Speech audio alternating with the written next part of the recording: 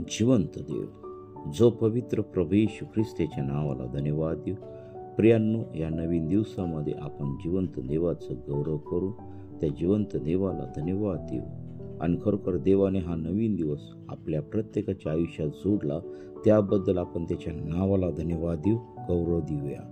आपण देवाच्या नावाला गौरव देऊ आणि या सकाळच्या भक्तीमध्ये आपल्या सर्वांचं स्वागत आहे. प्रभू येशू ख्रिस्तामध्ये आपल्या सर्वांचे आभार मानत आहे की आपण वेळ देता, सकाळी उठता, प्रार्थना करता आणि त्या जिवंत देवाला सामोरे जाता. त्याबद्दल मी आपल्या सर्वांचा आभारी आहे. आपण प्रार्थना करू. हालेलुया, स्तुती, धन्यवाद येशू ते बापा. पुन्हा एकदा आम्ही तुझ्या पवित्र नावाला धन्यवाद देत आहोत. प्रभू, आज आम्ही सर्वजण तुझ्या पवित्र चरणाजवळ येत आहोत. प्रिय प्रभूजी, तुला प्रिय असलेले आम्ही तुझे लेकर आहोत, दास आहोत. प्रभू, तू आमच्या प्रत्येकावरती तू दया केलीस आणि हा नवीन दिवस तू आमच्या प्रत्येकाच्या आयुष्यात जोडलास, त्याबद्दल मी तुझ्या नावाला धन्यवाद देत आहे. प्रिय प्रभूजी, प्रार्थनेची सुरुवात करत असताना प्रभू, आम्ही ज्या कोणांचे मन दुखवले आहेत, अपशब्द बोललेले आहेत, प्रिय प्रभू येशू, तू आम्हा प्रत्येकाला तू क्षमा कर. मन दुखवले असतील तर प्रिय प्रभू येशू, तू आम्हाला क्षमा कर आणि आमचं जीवन शुद्ध आणि पवित्र ठेवण्यासाठी तू आम्हा प्रत्येकाला तू सहाय्य कर. तुझ्या पवित्रतेत तू आम्हाला चालव. कोणावरही अन्याय न करता प्रिय प्रभू येशू या जगामध्ये जगावं, यासाठी तू आम्हा प्रत्येकाला तू सहाय्य कर, मार्गदर्शन कर. तुझ्या आत्म्याने, तुझ्या सामर्थ्याने तू आम्हाला चालव. आणि हे देवा, या सकाळच्या समय आमच्या प्रत्येकाचा ताबा तू घे. प्रभूजी, तू महान आहेस, राजांचा राजा आहे, प्रभूंचा प्रभू आहे. तुझा अभिषेक आमच्यावरती उतरू दे, तुझं पवित्र सामर्थ्य आमच्यावरती उतरू दे. हे देवा, आज या सकाळच्या समय आम्ही तुला आब्बा बापा म्हणून हाक मारत आहोत. तू आम्हा प्रत्येकाला तू सहाय्य कर, मार्गदर्शन कर आणि तुझ्या नावाचं गौरव होऊ दे. प्रभूजी, हे देवा, आमचं जीवन शुद्ध आणि पवित्र तू कर. ऐकणाऱ्या प्रत्येक व्यक्तीला तू सहाय्य कर. प्रभू, तुझ्या वचनातून मी बोलत असताना प्रभू, तू आम्हा प्रत्येकाला तू सहाय्य कर, मला सहाय्य कर. आणि प्रिय प्रभू येशू, हे विचार माझ्या मुंचे नाही तर माझ्या मुखाद्वारे तू आपल्या प्रजेशी तू बोल, आपल्या लेकरांशी तू बोल, आपल्या लोकांशी तू बोल आणि तुझ्या नावाचं गौरव होऊ दे पित्या परमेश्वरा, आणि तुझ्या नावाचं गौरव दे. ही प्रार्थना येशूच्या नावाने मागतो म्हणून दे, आमेन. प्रियांनो, आजच्या सकाळच्या भक्तीमध्ये आपण एक गीत गाऊया आणि देवाच्या नावाला धन्यवाद देऊ आणि देवाच्या नावाला गौरव देऊया. खरोखर प्रभू महान आहे, राजांचा राजा आहे, प्रभूंचा प्रभू आहे. त्याच्या वचनाप्रमाणे चालण्यासाठी देवाने आम्हाला आजचा हा नवीन दिवस दाखवला आहे. त्याबद्दल आपण त्याच्या नावाला धन्यवाद देऊया. आपण एक गीत गाऊया आणि देवाच्या नावाला गौरव देऊया.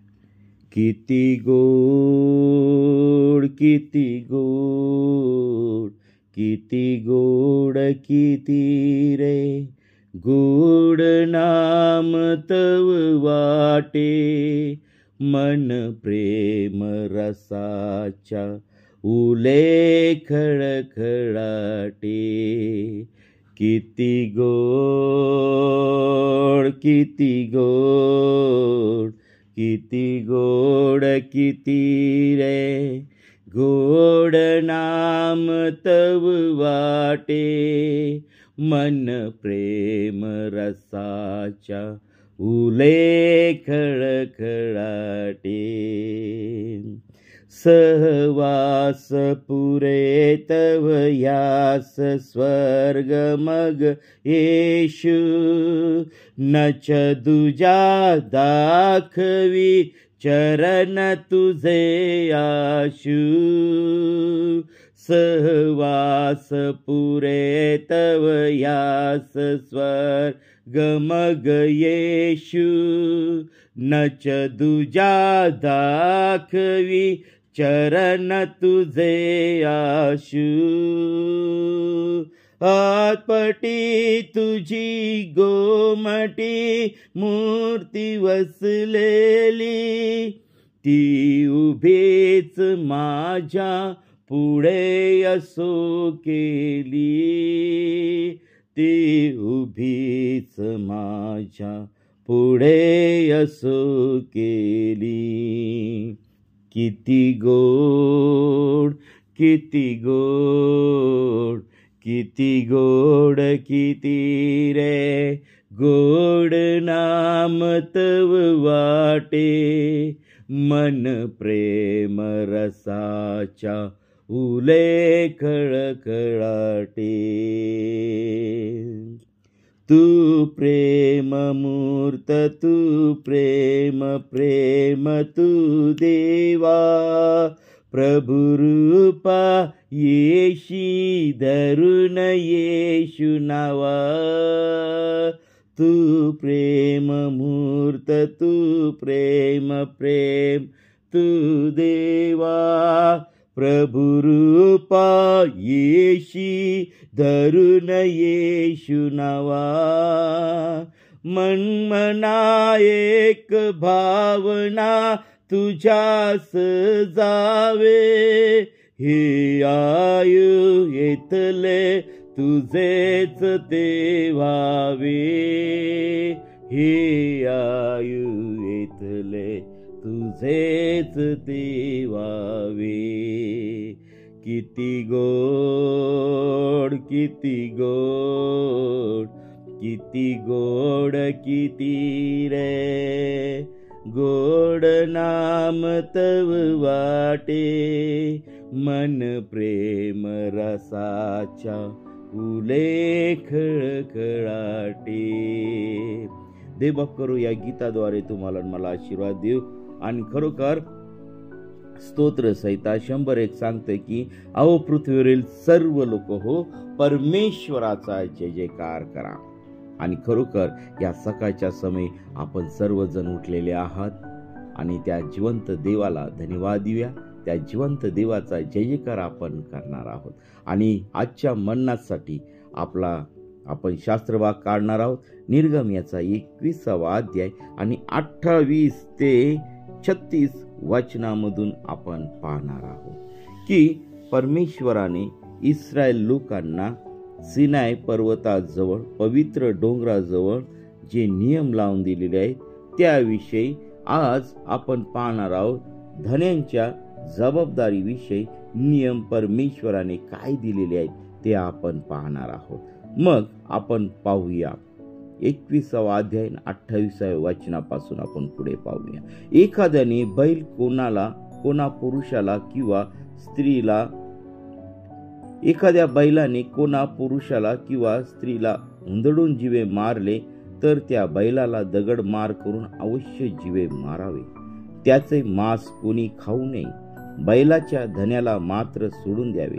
तथापि त्या बैलाला आधीचीच हुंदडण्याची सवय असेल आणि त्याच्या धन्याला त्याबद्दल सूचना केली असूनही त्याने त्याला आवरले नाही आणि मग त्या बैलाने कोणा पुरुषाला किंवा स्त्रीला मारून टाकिले तर त्याला दगड मार करावा आणि त्याच्या धन्यालाही जीवे मारावे. बघा, जे पाळीव प्राणी पाळतात त्या पाळीव प्राण्यांच्या बद्दल परमेश्वराने त्या ठिकाणी हा नियम त्या इस्रायलास लावून दिलेला आहे. बघा, एखाद्या बैलाने जर चुकून कोणा पुरुषाला हुंदडून पुरुषाला किंवा स्त्रीला मारलं तर त्या बैलाला दगड मार करून अवश्य जीवे मारावे. कारण त्या बैलाला काय होतं, सवयच लागते हुंदडण्याची आणि तो लोकांना मारत सुटतो. म्हणून देवाने ह्या ठिकाणी सांगितलेले आहे की त्या बैलाला अवश्य जीवे मारावे आणि त्याला त्याचा स्वजनातून उच्छेद करून टाकावा. तथापि त्या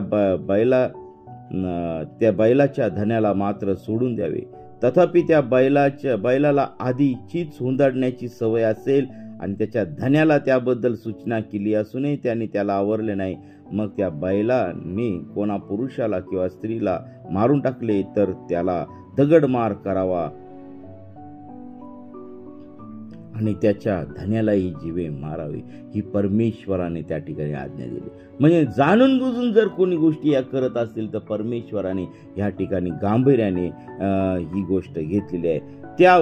त्याच्यावर खंडणी लादल्यास आपला जीव वाचवण्यासाठी त्याने आपल्यावर लादलेली खंडणी देऊन टाकावी. बैलाने मुलाला किंवा मुलीला हुंदडून मारले तरी त्या बाबतीत हाच न्याय लागू करा.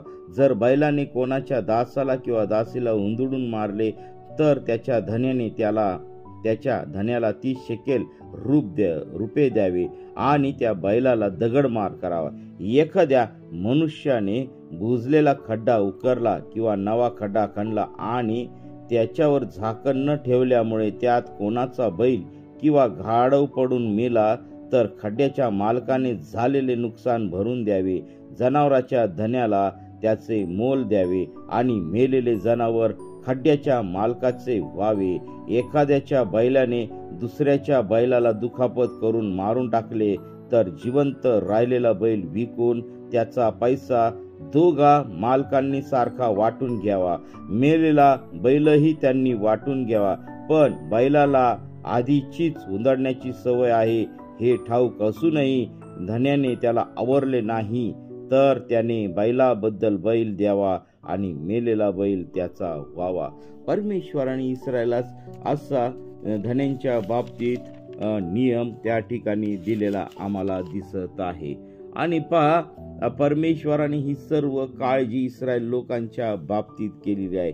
कारण त्या काळामध्ये इस्रायल लोकांकडे जनावर ही त्यांची संपत्ती होती. गुरे ढोरे, मेंढर, पशु आणि प्राणी ही त्यांची संपत्ती होती. आणि पहा, परमेश्वराने त्यांना त्या गोष्टीमध्ये संपन्न केलं होतं. परंतु एखाद्या धान्याला किंवा एखाद्या मालकाला आपण सूचना करूनही त्यांनी त्या जनावरात जर आवरलं नाही तर परमेश्वराने ही गोष्ट गांभीर्याने घेतलेली आहे. आणि मग त्या पशुला त्या ठिकाणी जिवे तर मारायचंच आहे, पण धन्याला पण जिवे मारायला लावलेला आहे. असे कठोर नियम परमेश्वराला ह्या ठिकाणी, देवाला ह्या ठिकाणी करून घ्यावे लागले. का करून घ्यावे लागले? कारण ह्या ठिकाणी माणसाचा आडमुठेपणा त्याला नडलेला आहे.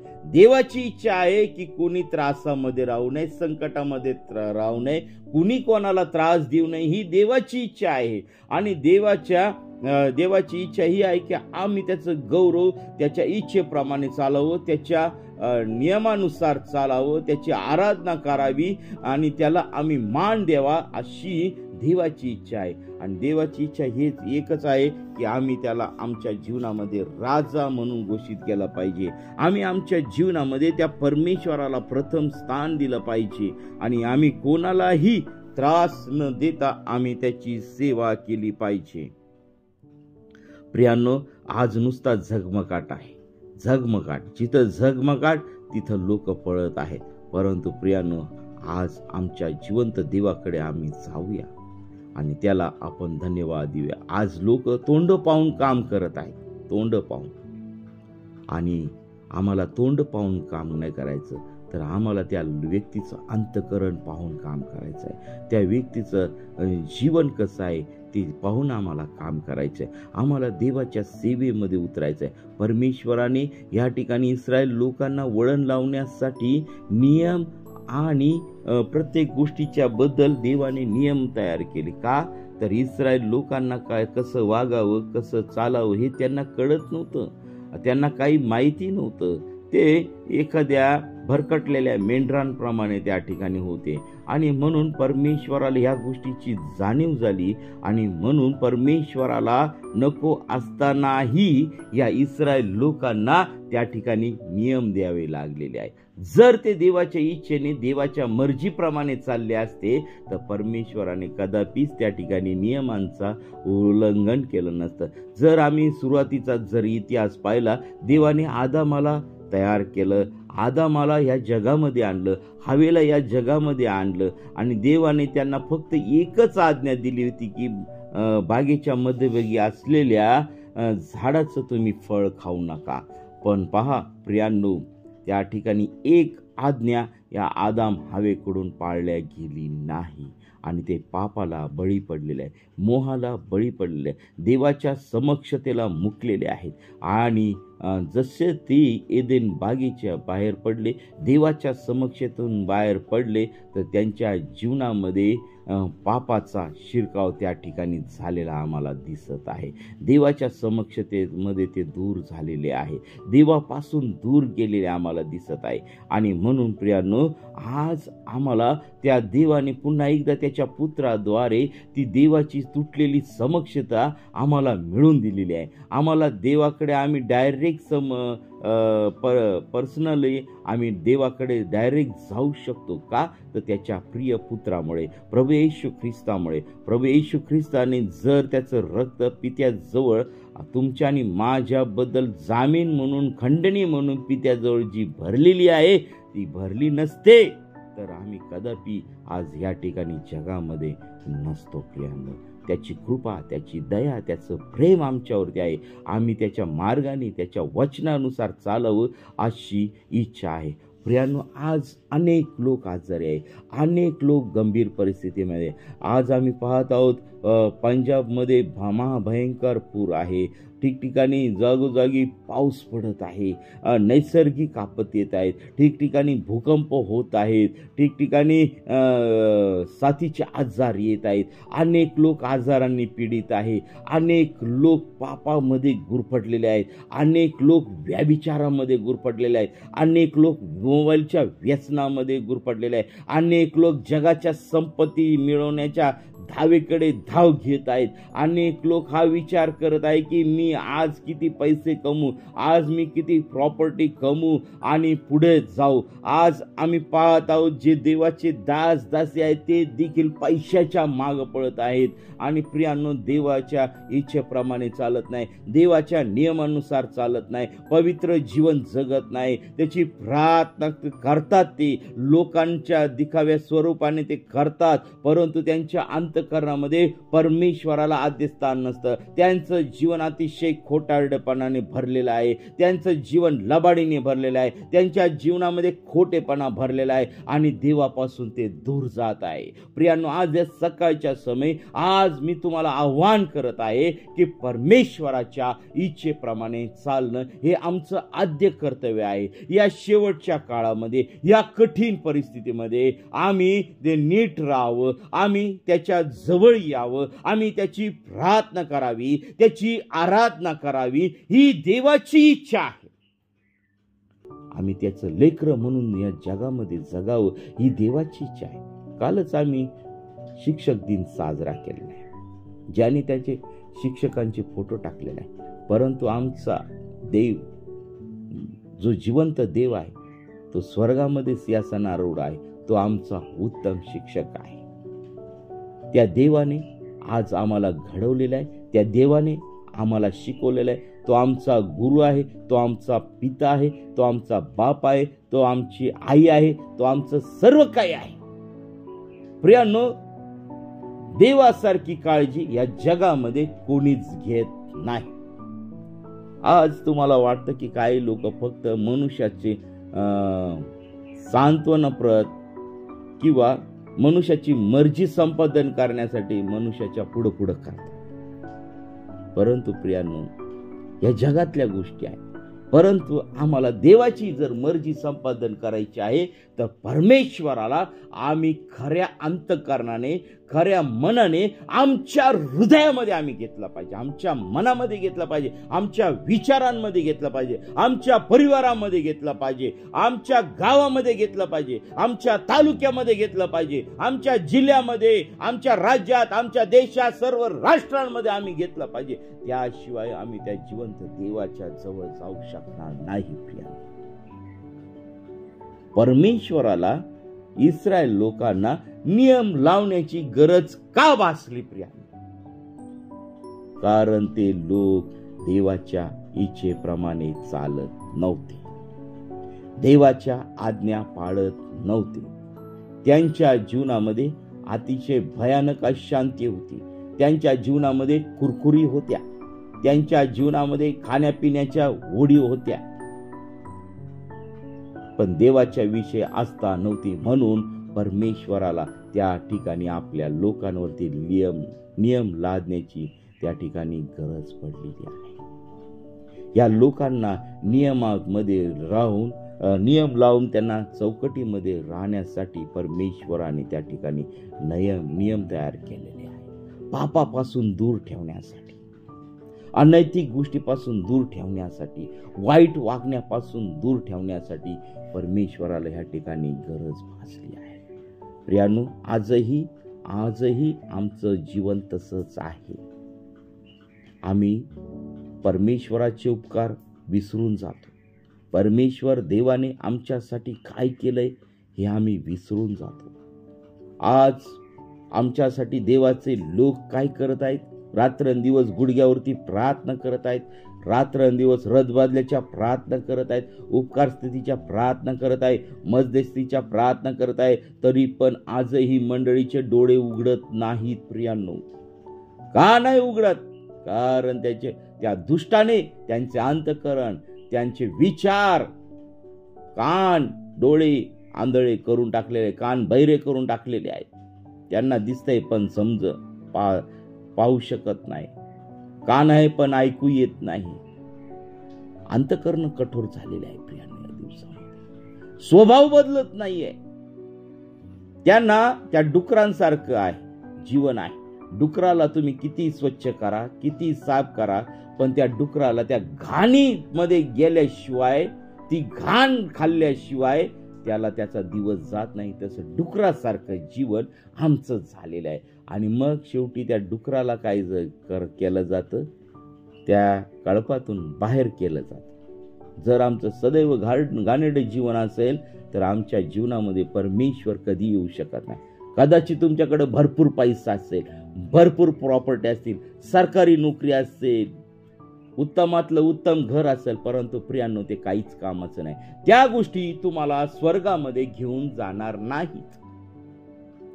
तर तुम्हाला देवाच्या जवळ जायचं असेल, प्रभूच्या जवळ जायचं असेल, तर देवाच्या इच्छेनुसार वागणं, देवाच्या नियमानुसार वागणं हे आम्हाला अगत्याचं आहे. आणि म्हणून प्रियांनो, या सकाळच्या समय तुम्हाला आव्हान आहे, या सप्टेंबर महिन्यामध्ये तरी आज आम्ही आमचं जीवन त्या परमेश्वराला देऊया आणि पापाच्या सर्व बंधनापासून आम्ही दूर राहूया. त्या पापांची क्षमा आम्ही त्या परमेश्वराजवळ मागितली पाहिजे, पश्चाताप केला पाहिजे, रडा, परमेश्वराजवळ येऊन रडा, लाजू नका, मध्यस्थीच्या प्रार्थना करा, एकमेकांसाठी प्रार्थना करा, एकमेकाची ओझी व्हा, कारण प्रभूचं येणं जवळ आलेलं आहे. आणि या सकाळच्या समय तुम्हाला आणि सर्वांना प्रभू येशू ख्रिस्तामध्ये आव्हान आहे की परमेश्वराजवळ या. देवबाप तुम्हाला आशीर्वादित केल्याशिवाय राहणार नाही. प्रियांनो, हे वचन जे आलेलं आहे त्याचा तुम्ही अभ्यास करा. देवाचं वचन काय सांगतं ते पहा. माझ्यावरती विश्वास ठेवू नका. परमेश्वराचं दर्शन तुम्ही घ्या, परमेश्वराच्या दर्शनानुसार चाला. आज लोक पाळकांना, देवाच्या दासांनाच देव मानत आहे. प्रियांनो, ती चूक करू नका. देवाने कामगार नेमलेले आहेत. देवाचे दास ते दासासारखेच आहेत. देवाचं स्थान त्या दासांना देऊ नका आणि भयंकर पापामध्ये पडू नका. ही सर्वात महत्वाची वाईट गोष्ट आहे. त्याच्यापासून दूर राहा. अनेक मंडळांमध्ये त्याच गोष्टी चालू आहे. पाळकाला विचारल्याशिवाय कोणती गोष्ट करत नाही. पण तीच गोष्ट आम्ही प्रभूला विचारतोय का? प्रभूला आम्ही सांगतो का, हे देवा, आज आम्ही ही गोष्ट करणार आहोत, हा प्लॅन आम्ही तुझ्या पुढे ठेवत आहोत. आम्हाला मनुष्याचं मार्गदर्शन घेण्यापेक्षा आम्ही परमेश्वराचं मार्गदर्शन घेतलं पाहिजे. आम्ही का करत नाही? कारण आमचे आणि देवाचे संबंध चांगले नाही. तुमचाच विश्वास नाही प्रभूवरती, तुम्हालाच देवाची ओळख झाली नाही, तर तुम्ही देवाच्या पुढे काय जाणार आहात? कारण तुम्हाला असं करून ठेवलेलं आहे, चौकटीमध्ये असं बसवलेलं आहे की त्या व्यक्तीशिवाय तुम्ही देवाजवळ जाऊ शकत नाही. असं वातावरण निर्माण केलेलं आहे की त्या व्यक्तीने प्रार्थना केल्याशिवाय तुम्हाला आशीर्वादच मिळत नाही. तुमचा विश्वास तुमच्या स्वतःवर नाहीये. ख्रिस्त त्या पाळकासाठी नाही मरण पावलेला, तर ख्रिस्त त्या सर्वांसाठी, प्रत्येक व्यक्तीसाठी ज्या ज्या व्यक्तीने त्याच्यावरती विश्वास ठेवलेला आहे त्या प्रत्येकासाठी मरण पावलेलं आहे, अशासाठी की तुम्ही आणि मी त्या पापाच्या बंधनातून बाहेर व्हावं, तुम्ही आणि मी डायरेक्ट त्या परमेश्वराजवळ जावं, त्याची प्रार्थना करावी, गुडघ्यावरती यावं, यासाठी परमेश्वराने त्याचा प्रिय पुत्र प्रभू येशू ख्रिस्त या जगामध्ये पाठवलेला आहे. आणि म्हणून प्रियानो, आज आम्ही त्याची प्रार्थना केली पाहिजे आणि त्याच्या जवळ आलो पाहिजे. मनुष्यावरती भरोसा ठेवू नका. कोण केव्हा कोणाला धोका देईल सांगता येत नाही. वरून किती चांगले, किती आव्हानला प्रार्थनेचा, किती उपासाचा आव्हानला, परंतु आतून जर मूर्तीपूजा करत असेल, आतून जर वाईट गोष्टी करत असेल, आतून जर अजूनही त्यांचा जुना स्वभाव सोडलेला नसेल, तर परमेश्वराच्या राज्यामध्ये आम्हाला स्थान मिळणार नाही. आतून जर आमच्या मनामध्ये आमच्या बंधूच्या विषयी जर वाईट असेल, तर आम्ही देवाच्या राज्यामध्ये जाऊ शकणार नाही. प्रियांनो, ह्या गोष्टी आपल्या मनामध्ये, आपल्या हृदयामध्ये कोरून ठेवा. कारण आज जगाची परिस्थिती भयंकर आहे आणि या भयंकर परिस्थितीमध्ये आम्हाला एकच शस्त्र वाचू शकतं, ते म्हणजे प्रभू येशू ख्रिस्त, त्याची प्रार्थना. प्रभू येशू ख्रिस्तावरचा विश्वास आम्हाला ह्या जीवनामध्ये वाचू शकतो. प्रियांनो, चला आपण प्रार्थना करूया आणि आजच्या ह्या दिवसामध्ये देवाने तुम्हाला मला आशीर्वादित करावं, यासाठी आपण त्याच्या जवळ जाऊया. Hallelujah, hallelujah. स्तुती, धन्यवाद येशू दे बापा. तू पवित्र असा परमेश्वर आहे प्रभू. आज तुझ्या लोकांसंगती तू बोललास त्याबद्दल मी तुझ्या नावाला धन्यवाद देते प्रभू. तुझ्या वचनातून मला बोलण्यासाठी तू मला सहाय्य केलं, मार्गदर्शन केलं, त्याबद्दल मी तुझ्या पवित्र नावाला धन्यवाद देते. प्रिय प्रभूजी, आज आमच्या जीवनातील सर्व अयोग्य गोष्टी तुझ्या पवित्र सामर्थ्याने तू काढून टाक. सर्व सैतानी गोष्टीपासून, सर्व सैतानी लोभापासून प्रिय प्रभू येशू, माझं आणि माझ्या परिवाराचं तू रक्षण कर आणि तुझ्या नावाचं गौरव होऊ दे. पित्या परमेश्वरा, तुझ्या पवित्रतेत, तुझ्या सामर्थ्यात वाढण्यासाठी तू आम्हाला सहाय्य कर प्रभू. आज अनेक लोक आजारी आहेत, अनेक लोक वाईट गोष्टीमध्ये आहेत, अनेक लोक पिढ्यांमध्ये आहे प्रभू. त्यांना तू मुक्त कर, त्यांना तू स्पर्श कर आणि तुझ्या नावाचं गौरव दे प्रभू. सर्व जे सैतानी बंधनामध्ये आहेत त्यांचे सर्व बंधनं नासूर येशूच्या नावामध्ये तुटल्या जाऊ दे प्रभू. जे बेरोजगारीमध्ये आहेत प्रभू, अनेक प्रार्थना विनंती येत आहे की प्रभू, आज काही बंधूंचे जॉब गेलेले आहेत, त्यांना तू काम तू दे, त्यांना तू आशीर्वादित कर, त्यांची तू प्रार्थना ऐक पित्या परमेश्वरा. एक नवीन जॉब तू दे आणि तुझ्या नावाचं गौरव होऊ दे पित्या परमेश्वरा. प्रभू, आज आम्ही प्रार्थना करत आहोत की प्रिय प्रभू येशू, ज्या लेकरांचे लग्न जमत नाही त्यांना वधूवर तू दे प्रभू. जे लेकर तुझ्यापासून दूर आहेत त्यांना तुझी ओळख होऊ दे, त्यांची भेट तू घे, त्यांना तू दर्शन दे, तुझ्या लोकांना तू दर्शन दे, तुझ्या पवित्रतेमध्ये चालव, तुझ्या सामर्थ्यामध्ये चालव. सर्व शैतानी शाप येशूच्या नावामध्ये निघून जाऊ दे. सर्व शैतानी आजार, दुष्टाने लावलेल्या पीडा येशूच्या नावामध्ये निघून जाऊ दे प्रभू. आज या सकाळच्या समय प्रत्येकाला तू स्पर्श कर, प्रत्येकाला तू आरोग्य दे. सर्व कॅन्सर, एड्स आणि प्रिय प्रभू येशू भयानक आजार प्रत्येकाच्या जीवनातून तू काढून टाक. जे निकामी झालेले आहे प्रिय प्रभू येशू, ते पुन्हा त्यांना पुनरुत्थान तू दे, ते सजीव कर. मृत झालेले आहे त्यांना पुनरुत्थित तू कर आणि तुझ्या नावाचं गौरव होऊ दे. हालेलुया, स्तुती, धन्यवाद येशू दे बाप्पा.